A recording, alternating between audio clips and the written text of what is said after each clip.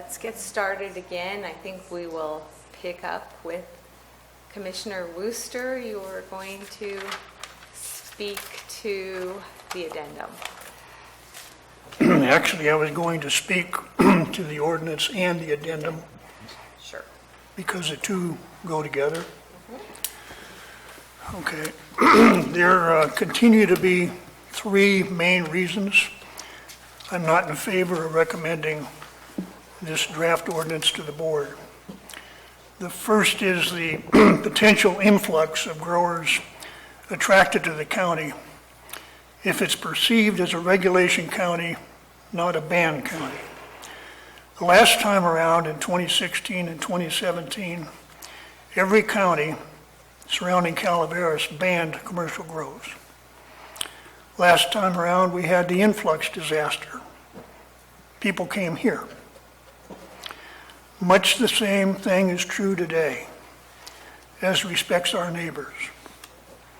The information I have is that every county surrounding us, Amador, Alpine, San Joaquin, Stanislaus, and Tuolumne, ban outdoor commercial grows. Alpine, Amador, and Tuolumne don't allow any commercial growing at all. We would be the only county in the foothills around us to allow commercial grows, and the only county of the 6 allowing outdoor commercial activity. So I'm afraid that the stage is set for another disaster. But there's a lot more. Now there are a lot of cultivation sites that have been shut down or abandoned, but they're prepared. They got water, grading, leveled. That's likely to make the county an even more attractive place for would-be illegal growers. The draft ordinance would allow cultivation for recreational use, making the county even more of a magnet. Now the draft has been modified to accommodate a future potential expansion already signaled by the board to allow dispensaries to sell not just medical marijuana, but also recreational. This would be done through amendments to Chapter 17.91, the dispensary ordinance. Violation of this ordinance would be an infraction, not a misdemeanor, as was the case before. I understand the reasons for this, and I understand that the penalties are more strict and harsher, but the potential for misperception on the part of people outside the county is still there. The sheriff spoke to us at length. He confirmed that as a result of the previous growing, there are a lot of sites already available. There is activity on social media, identifying counties like Calaveras that have signaled they will allow it. Social media will advertise this county as the place to go to. If this draft ordinance is enacted, he would expect a lot of employees coming in, and people who want to grow illegally will come as well. They will be coming, in his words, to hide in plain sight. It will enhance the problem of illegal grows. The sheriff also advised that marijuana is not the same as any other agricultural product. It brings violent crime. There are lots of complaints about odor. We don't get that with other ag. There's such a black market here. He doesn't expect a downturn in activity anytime soon. With marijuana selling at $800 a pound here and $5,000 in Florida, people will come. Commissioner Wooster, can you pull your mic a little closer? We're having a hard time hearing you. And, you know, the illegality isn't confined to the high number from out of the county. Quite a few residents approved under the urgency ordinance and registered, still continued to grow after it was illegal. The sheriff is the chief law enforcement officer in this county. He was elected by voters across the entire county, not just one district. I think his views are entitled to great weight. I asked the question at the first meeting here, what information is out there to show that there will not be another influx disaster? And after I expressed that concern at the first meeting on August 22nd, there were public comments. One response was, an influx is for the county to deal with. That's correct. And the way to do that is to keep the ban in place and head off the influx. No one suggested my concern was unfounded, not to worry, it won't happen, let alone explain why it won't happen. I just think that whatever benefits people may see coming out of this regulation, the risk of another disaster, and no one is denying that risk exists, makes it not worth it. And if you are dealing with people who are going to come in and grow illegally,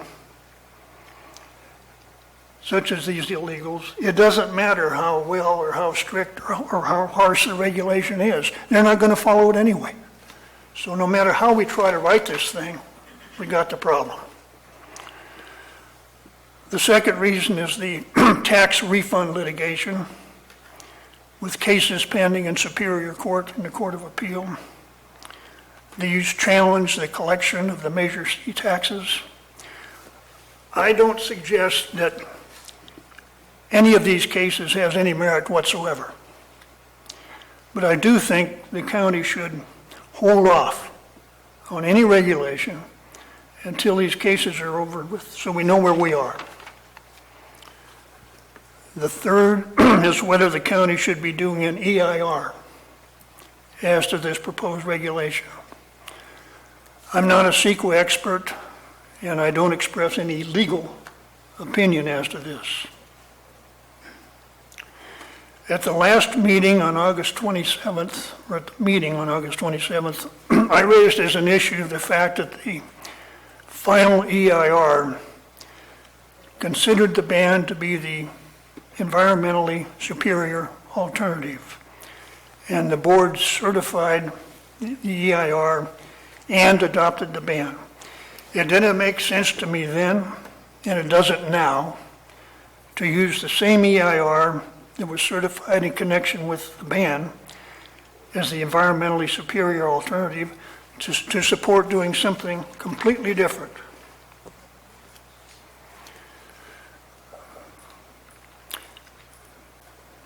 Passing that, going off the staff report, once an EIR is certified for a project, the county doesn't need to do another EIR unless there are either substantial changes in the project or with respect to the circumstances under which the project was undertaken with new or more severe environmental effects in either case. The addendum does identify a change in the project from 22,000 square feet maximum outdoor grow canopy. That's under the previously proposed ordinance to 43,560. Excuse me, you're not being heard. Not here. Okay. So your whole speech that you just made has not been recorded, audio taped. It's being recorded, it's just not, There's no audio. People can't hear. We got a call from someone on the outside that was viewing it, and we can't hear it in the office either. like, the only thing that we could do is stop the meeting and try to restart that, but I don't know why it suddenly stopped working. My stuff is still working. I'm still getting audio here. It's got, It's recording them. yes. Well, And it will be available both on YouTube and we will give a copy of the live stream. I just got one from Hawaii that said there was someone's watching it and they said there's no audio. Okay, and there's honestly, there's nothing we can do about that right at this time.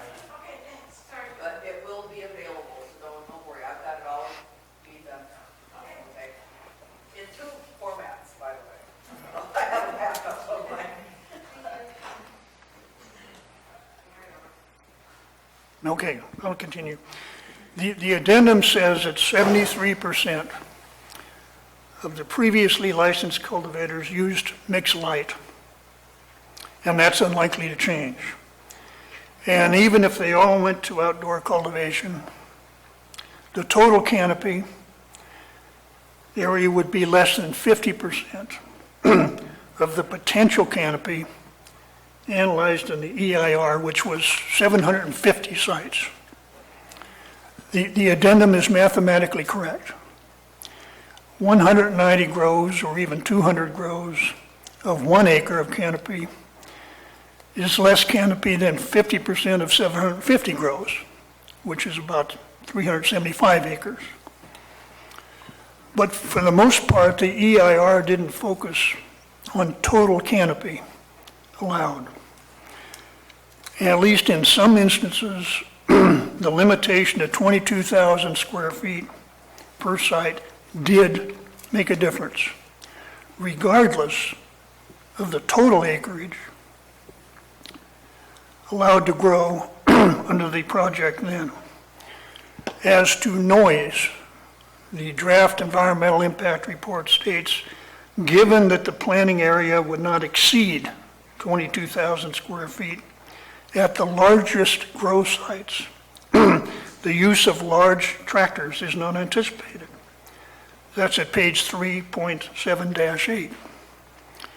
As to biological resources, the draft environmental impact report points out that although the ordinance would require fencing grow sites, which could restrict wildlife movement in the area, the fencing would be up to 1/2 acre per site and would not preclude the movement of wildlife through the area.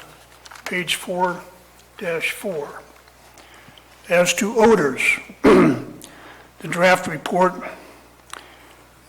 at impact 3.2-4 says the larger the size of canopy area, the greater the potential for odor to be evident to off-site receptors. As to hydrology and water quality, the draft report estimated the operation of mixed light and outdoor cultivation sites could require up to 390,000 gallons of water per 1/2 acre per year. CCWD commented that with a cap of 22,000 square feet per site and up to 375 acres and 750 sites permitted, this doesn't seem to be a particularly impactful on a grand scale of the entire county footprint. But on a small geographic scale, there could be significant hazards in relation to local hydrology. That's in the FEIR, page 2-29. And while CCWD said it agreed with the finding that groundwater supply impacts could potentially be significant, it wrote, however, given the size of the proposed project and the cap on outdoor grows at 22,000 square feet per permitted site, the impacts of total water use may not be very big at all for the typical permitted grow site. But what happens to these issues if the project doubles the size of the grow? We don't know that because there's no DEIR to cover it. And it may not be a valid assumption that the method of cultivation is unlikely to change from 73% mixed light, so the potential increase in cultivation area per site would be minimal. If someone was set up for an outdoor cultivation, the area is graded, it's leveled, the water's available, why not go for an acre? And if it was mixed light before, maybe now an acre outdoors makes sense.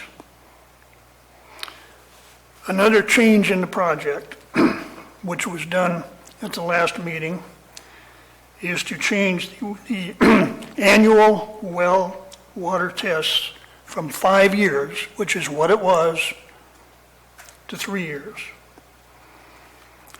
The addendum recognized the 5-year period as the EIR mitigation, and then says a modified version has been incorporated in the ordinance. Apparently, the modification is to go to 3 years, a definite change in the project such that the EIR doesn't support the ordinance.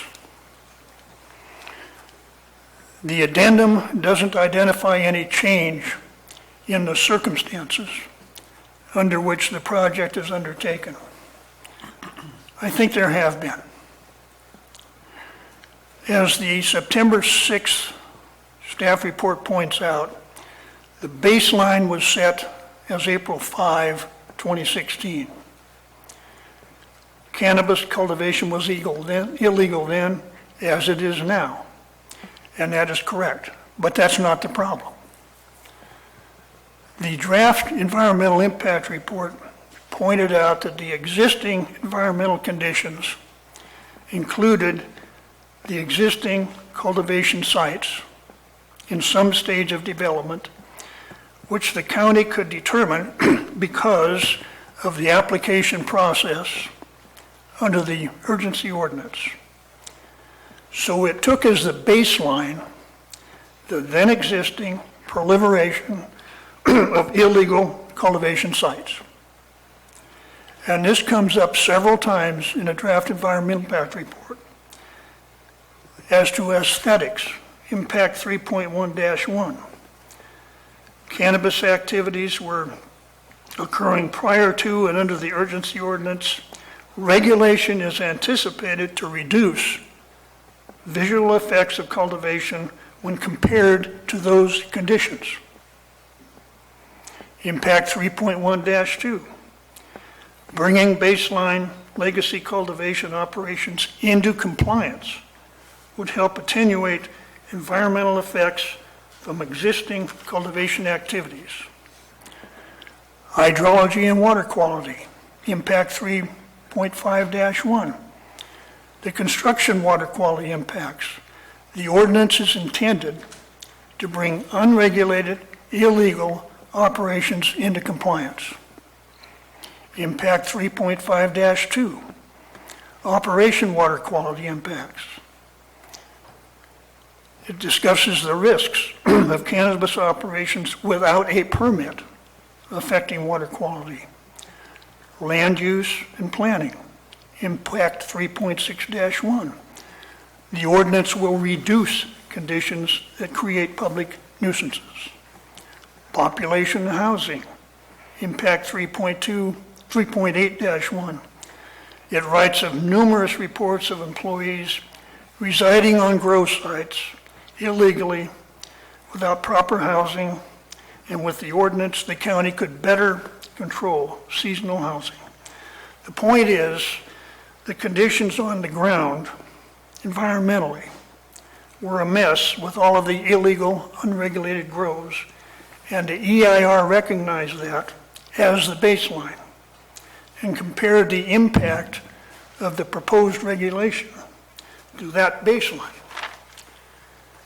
Now the county has over 3 years of enforcement activities, both under the urgency ordinance and the ban.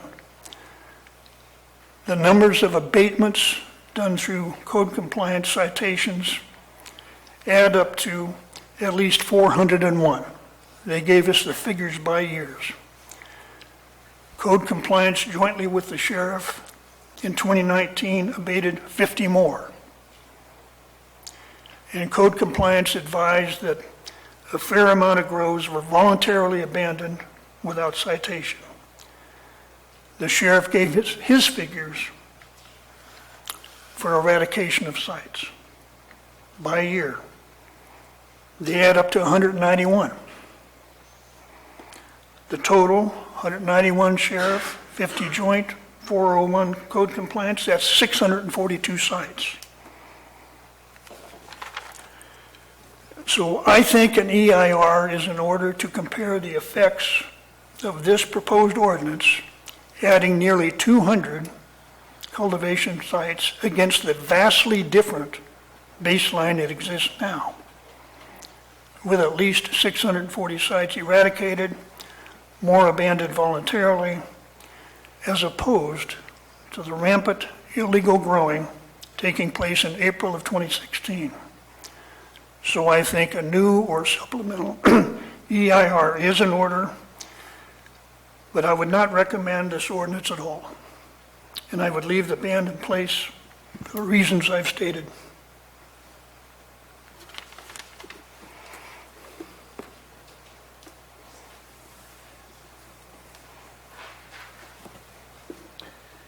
I'm not going to go over a lot of what we just heard because I agree with everything I just heard. But I do want to emphasize a few things. Again, the sheriff made it very clear that with regulation will come illegal activity. Under the ban, they've been able to eradicate far more illegal sites because they're easier to find. All sites are illegal. We were told last time they were working on regulation and this time that we need regulation in order to take care of the illegal growth. But again, we heard from the sheriff that's not the case. It's just the opposite. We increase the number of illegal grows when we do regulation. My concern is that I know that a lot of this is driven because there's some in the county that want the tax money. We're putting profit over the environment. We're putting profit over public safety as a county. We're putting profit over the health and well-being of our children and our youth. And nobody likes to talk about that. We try to bring it up, but some of the most solid research has shown the effect that marijuana has on the developing brain. It's not junk science. It's been proven. You can laugh all you want. It's been proven. It reduces the size of the adolescent brain, and it does not recover. And that effect is up until 25 years of age once your brain has stopped developing. After that, there is no effect. You wonder why I'm concerned. When I see growers that say that they are legitimate, caring growers, and they laugh when you bring up the effect on children, that concerns me. We're putting public profit over the quality of life in the county. Many people move to this county because they like the wide open spaces, they like the fresh air, they like the rural lifestyle. Well, we don't seem to care about the fresh air anymore, as long as we can get tax money. Almost every commissioner here kind of stated that they don't want it next to them. But some commissioners here say they don't want it next to them, but they didn't mind putting regulation in effect and put it next to me. Well, if you don't want it next to you, you shouldn't want it next to anybody. I don't want it next to me. I don't think it should be next to anybody. It stinks. 75 feet is not going to take care of that. We're going to have lots of complaints about odor, especially because now you're doubling the size of the grow from a half acre to an acre. You're doubling the odor. Now you also want to cluster grows. Every 20 acres, you can have an acre grow. You put 5 acres of grow on it, how much more have you increased the smell? And it travels. When you increase that much, it travels for miles in a mild wind. So those are my concerns. The only regulation we should be considering is regulating personal grows. We have no choice on that because the state says that we have to allow that. And so we can't stop that, but we can regulate that. And that's the only thing we should be looking at, is regulating that. And going back to the issue of public safety, the thing that also concerns me is that now we're talking about adult use, recreational use. Marijuana is an intoxicant. And I don't like being on the roads with intoxicated drivers. My wife and I went to Taco Bell one night to have dinner, and sitting in a car were 2 people smoking pot. Believe me, I know what it is. I used to smoke it when I was younger. One of them got out of that car, got into another car, they both drove away. I have to go out on the same road that they're driving on. And I don't know how we address that, but we're going to increase that. There was one time it was suggested if we get the grows going again that we can have tours. People can do it like they have wine tasting. We can have cannabis tasting in the county. I don't like the idea of wine tasting either. I don't like people intoxicated on the roads when I'm on the roads. I certainly don't want to add to that. So this doesn't take into consideration public safety. Also, I also agree that the lawsuits against the county should be settled. We can say, yeah, we don't think they're gonna, they have a chance, but we should find out first. Because we don't know what's gonna happen with the tax money. The other concern I have is that we don't know what all the costs are gonna be to the county. We don't know if all those, we claim they're gonna be recovered. We don't even know if they were recovered last time around. People have asked for that accounting. It's never been given. Nobody can really seem to know where all that money went, what it was spent on. It seems like it was deliberately flushed away. And that concerns me when the public asks for information, they're told they can't have that information. Public they asked for information on how many sites are available for grows to be on, based on what we're looking at. They're told that information is not available. Well, when regulations came up before, and I remember one of the supervisors, he wanted to limit it to 50, and they said, well, you can't put a number on it on a limit. So he says, well, let's take a look at the acreage size. If we put it at this acreage, how many lots are available? They were able to go into a back room and have that answer within a half an hour. How can you tell the public that information is not available and they don't deserve it? This has been rushed. It's being shoved on us. The fact that we're trying to do a addendum to the EIR when it clearly is a new project and not doing at least a supplemental EIR. Why are we rushing this? We were told that this should not be rushed. This didn't come from me. It didn't come from Commissioner Wooster. This came from Peter. You said when we had the study session, you said this should not be rushed. We need to take our time and make sure we do it right. But all of a sudden, we're like being pushed to meet these deadlines to the point where we try to limit public input. That bothers me as a commissioner. When we did when they were going through the general plan, we discussed one section, had additional public comment for the next section. No question about it. 5 minutes a person. Nobody concerned about how long that public comment was going to take. Here, we discuss one section, we want to move on to another, because there's two things we're supposed to vote on here. We had to fight for the public to get their opportunity to make comment. Something is not right.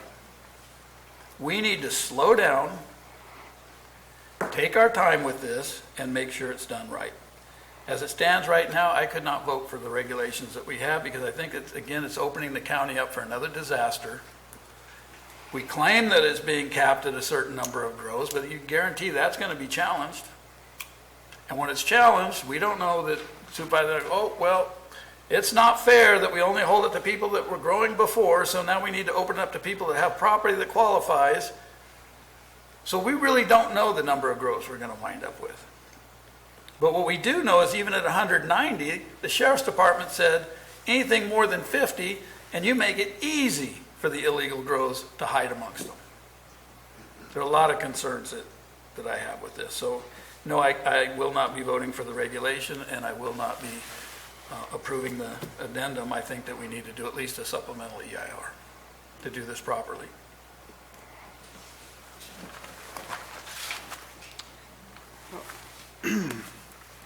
I believe the purpose of this ordinance is to regulate commercial growing operations.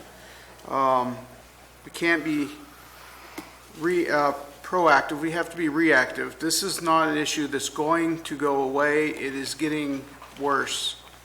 As time goes on, more and more people use cannabis. The laws are changing. We have to get in front of this. We can't be an ostrich putting our heads in the sand. We have to get a grasp on this. This may not be a perfect ordinance, but at least we got to get in front of this to control the illegal growth. If we allow on the path that we are taking right now with the ban, There are grows up in these hills right now. There are legal operations up there now. By at least putting an ordinance in place and strongly regulating the industry, we can control what elements are growing the cannabis in our county. Do I think cannabis is a gateway drug? Yes. Do I think children should be doing it? No. But also, alcohol and tobacco is a gateway drug. Them industries are both heavily regulated and watched.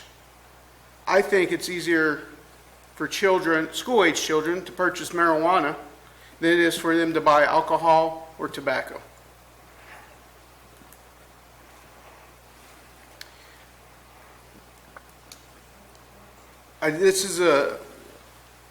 It's a difficult thing. I have school-age children. Yes, have I smoked marijuana in the past? Yes, when I was a youth. Do I do it now? No. Am I going to do it? No. But if responsible adults want to partake into it, who am I to stop them?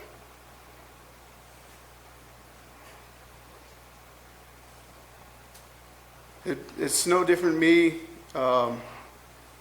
imposing what somebody should be able to drink. They want to drink alcohol, so I'm not.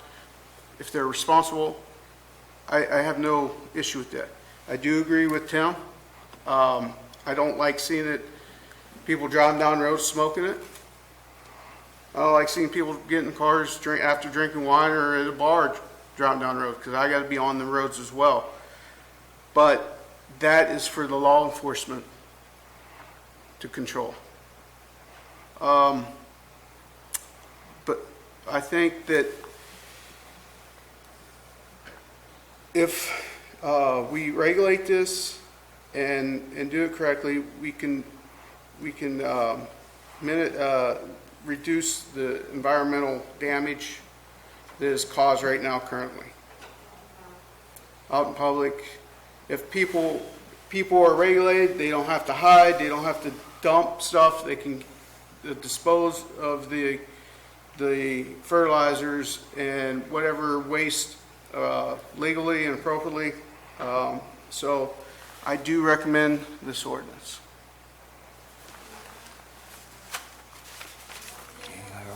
And the EIR, sorry. Well, I'd first want to state my appreciation for everybody who's spent the time here. No, I really do. Because I think it's beneficial for the commission to hear what you people have to say, and it's beneficial just to know that the community's watching. And I tried to add to that procedure by having my handouts made available to the public before each hearing, which was something that's not required, but that way you could take a look at it.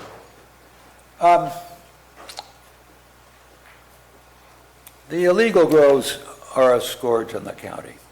There's no question about that. And just from my experience of the people who had their permits denied, I know the type of environmental violations that can happen on unregulated or grows that are not following the law. And it's awful. It's absolutely terrible. Now, I hope that one way or another we can cut down the illegal grows or eradicate them. But it is important to note that the EIR, when it said that the ban was the environmentally superior alternative, also made it clear that it was based on an assumption of compliance with the law, that there would not be illegal grows. It was just an assumption.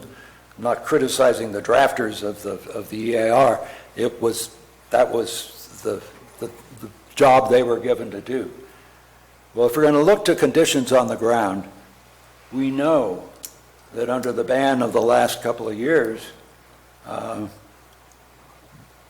the assumption is factually baseless. There are illegal grows in a situation where there is a ban. The county isn't wealthy, and I know this sometimes sounds like the old refrain, but Measure C does provide a source of income to the county. It goes into the general fund, and then it's up to the Board of Supervisors to decide how it's to be dispersed. But you can guarantee that if this ordinance is passed, why some measures, and the Measure C money will come in, and at least some of that, in fact, a healthy proportion of that will go to the sheriff. The sheriff recognized that he'd be quite happy if there was a sudden resurgence of money into the Measure C coffers, because, as he noted, the Board of Supervisors has recognized that the use of that money for enforcement against illegal grows is a very positive use for that money. So there are illegal grows, and then there are grows that are consistent with our law. And our law, I mean, this law will bring more farms to the county. It's what they're farming is what causes the issue. But by itself, these farms will be subject to more environmental scrutiny and enforcement than other farms. I mean, we've heard we're not imposing greenhouse gas reduction requirements on wineries. So the farms that will conform to this law will be environmentally sound, agricultural, I guess we can't say agricultural, but businesses out there on the ground. And I'm from District 2, and I was aware during the time of the urgency ordinance that there were some benefits, and one of those was there was an influx of young families to this county, and this is something that we've been trying to achieve in Calaveras County for years. I mean, if you just look in the abstract, this brings more commerce and more people, more families to the county. It also provides a means for recovery from the disaster of the Butte Fire that we had several years ago. One thing I think I am quite thankful for, it's not just the county that's regulating these farms and helping to control the environment. The state has a very active hand in it, and particularly the Water Board. It is, I find it that the water, without the Water Board enforcement, I would be much more nervous about the effect on the environment of these farms, but the Water Board keeps a very well-regulated watch on this. So, with the influx of young families, I've seen that some of the struggling schools in District 2 in particular were helped considerably to stay open. So I think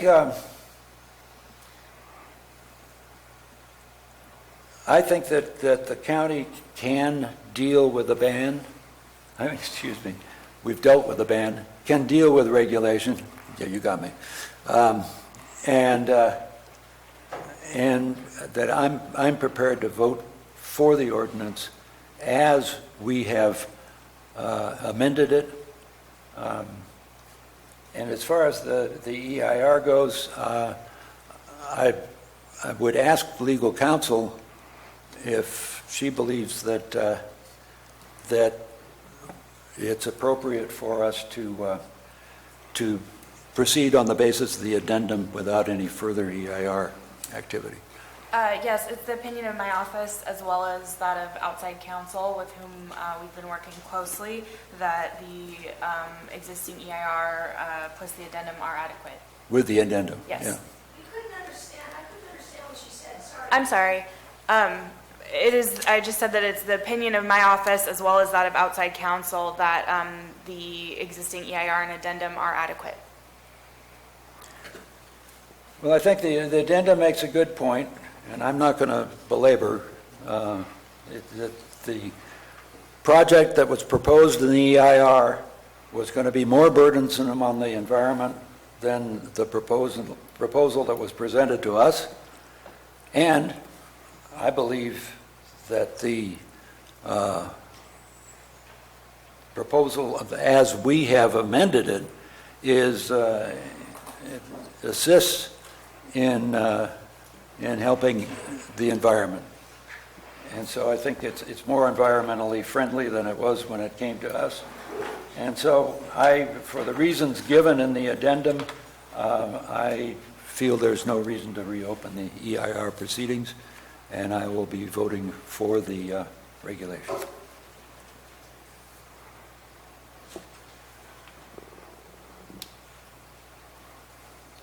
So I want to appreciate my commissioners who sat here for a long time and many members of the public who spent a lot of time here with us. And I understand that everyone feels strongly that they understand the issues and that it seems obvious to them that one path or another is the right path.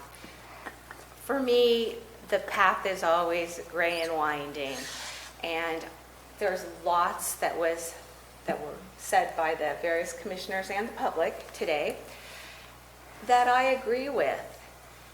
In the end, the Board of Supervisors asked the Planning Commission to weigh in on a draft ordinance. So our job is to look at that ordinance and try to balance the interests of the various members of our community, so that if an ordinance is enacted, we are at least providing our best recommendations to the board. Given that I've been here since 1979 and I initially moved to Mountain Ranch, I am well aware of the history of cannabis in this county. It has been here as long as I can remember, and I'm sure there's many people who've lived here longer and know more about it. It's always had its problems with enforcement, but I think that the future is staring us in the face, and I agree with Commissioner Henderson that it's not likely we are going to be able to go back in time to some period when the cannabis growers weren't here. I think our only chance of having an orderly industry is to regulate it and to get out ahead of it if we can. You know, the urgency ordinance in hindsight could have been done much better for everybody. I'm sure that there are many people who could have been protected better by a different ordinance, and there are many growers who could have benefited by a different ordinance. But that's all behind us now, and we can hope to have learned our lesson and to come up with a better ordinance this time. I spent a lot of time yesterday reading through both the ordinance and through the previous environmental documents, both the draft and final EIR, and looking at everything before us. And I am comfortable in recommending that this move forward to the Board of Supervisors, and that the EIR and the addendum have adequately addressed the environmental issues. Do I wish there was a solution that could make everyone happy? Yeah, of course. That's my personality. I wish I could find that place. And I know no one is going to be completely happy with anything that happens here today. But I'm ready to move this over to the Board of Supervisors, who are the final decision makers and who are the elected representatives. So I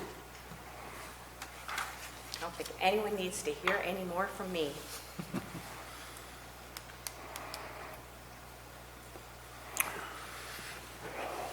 Well, I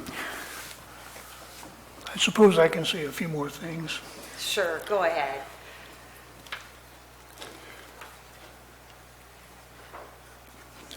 This, the comparison to alcohol and tobacco comes up more than once.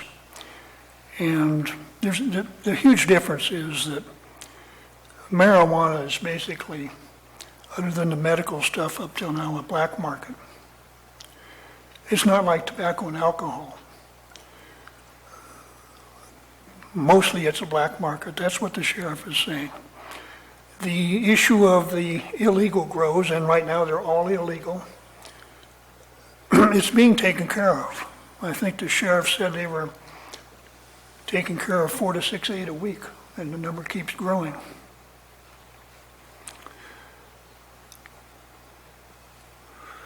And there are illegal grows with the ban. We all know that. That's what's being eradicated. And the ban's been in effect, a little over a year? I think it ought to be given more of a chance to work. With respect to the comment that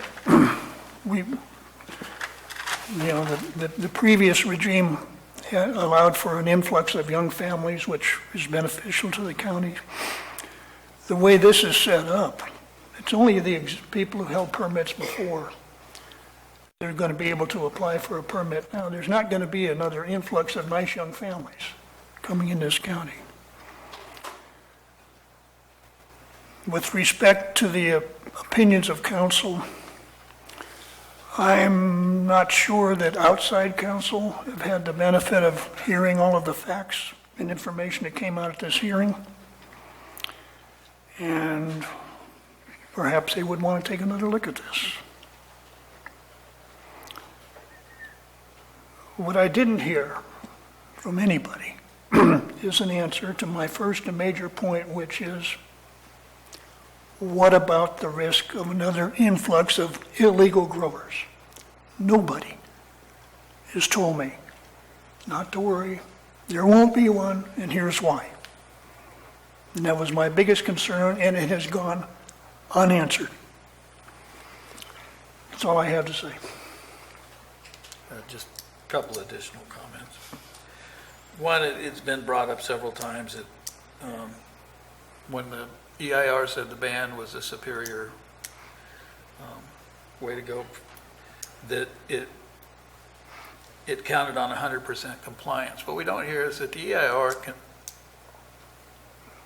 considers that all the options that are presented are going to have 100% compliance, not just the ban.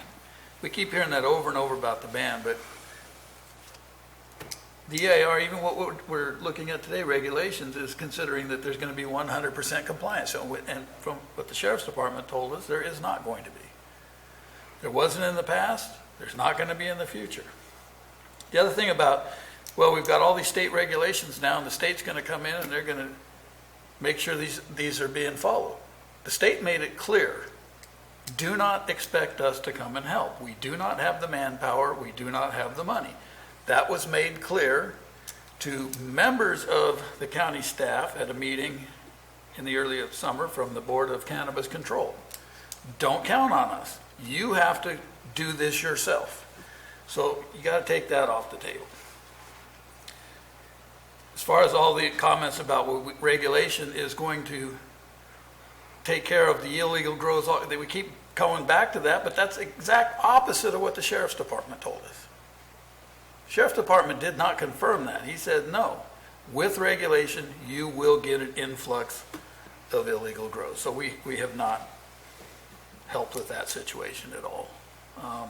And yes, we can recommend to the Board of Supervisors that we want them just to regulate personal grows, and we want them to keep the ban in place and give it a chance to continue working. It is working. You're reading every single week in the papers about the eradication of illegal grows. That means it's working.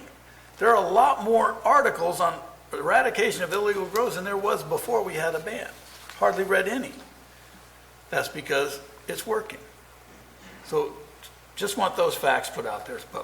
The decision we're making is not going to take care of the illegal grows. The illegal grows are being taken care of much better under a ban.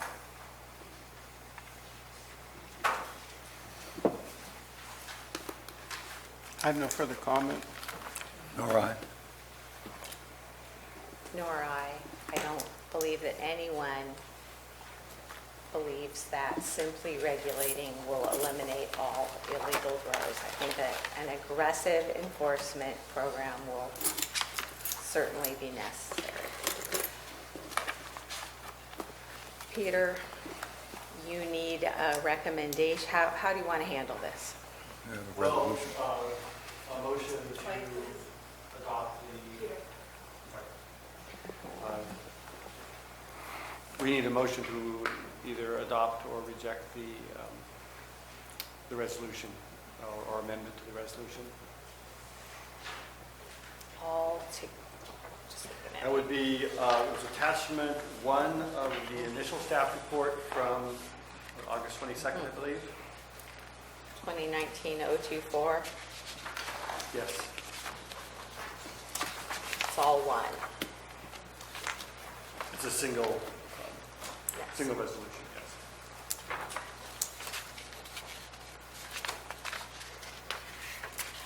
Do we have a motion?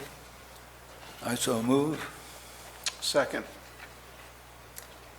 I'm going to do us one at a time. Commissioner Wooster, Are we having a vote? Yes. we just had a motion and a second. Well, my vote's no. Commissioner Fiorina? No. Yes. Aye. Aye.